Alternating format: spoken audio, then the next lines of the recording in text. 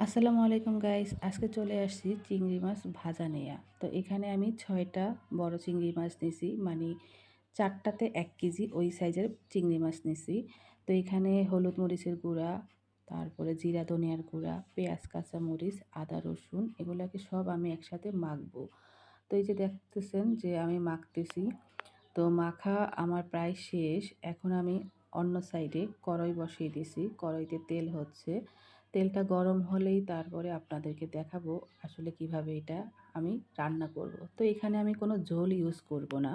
সম্পূর্ণটাই তেলের উপরেই রান্না করব। এই যে এখানে আমার কড়াইতে তেল গরম হয়ে গেছে। তো গরম হওয়ার পরে এখানে আমি কড়াইটা একটু নেড়ে-চেড়ে নিলাম। চারপাশে তেলটা নাড়ায় লাগিয়ে নিলাম। এখন মাছ ভাজতে শুরু করব। এই যে আমি মাছ দেওয়া শুরু করলাম। দেখলেন তো আমার তেলটা কি পরিমাণে গরম হয়ে গেছে। তো এখানে আমার ৬টা মাছ সবগুলাই দেওয়া হয়ে গেছে। তো দেওয়ার পরে তো এখানে ৬টা ৭টা মাছই দেওয়া হয়েছিল। পরে আবার একটা মাছ আমি নিয়েছিলাম। তো মাছগুলা আমি উল্টে পাল্টে ভাজবো। আর মাছগুলা ভাজার আগে কোটার পরে আমি একটু পুঁতা দিয়ে হালকা করে ছেঁচে নিয়েছিলাম। কারণ চিংড়ি মাছটা আমাদের দক্ষিণ অঞ্চলের মানুষ একটু ছেঁচে রান্না করে। তাহলে মাছটা একটু নরম হয়, ভালো লাগে। তো এখানে আমার মাছ ভাজা প্রায় শেষ। তো এখানে আমি কিছু টমেটো, কাঁচামরিচ আর পেঁয়াজ এড করলাম। তো এখন আমি একটু ঢেকে দিছিলাম। ওইটা আমি আসলে স্কিপ করে ফেলছি, ভুলে গেছি।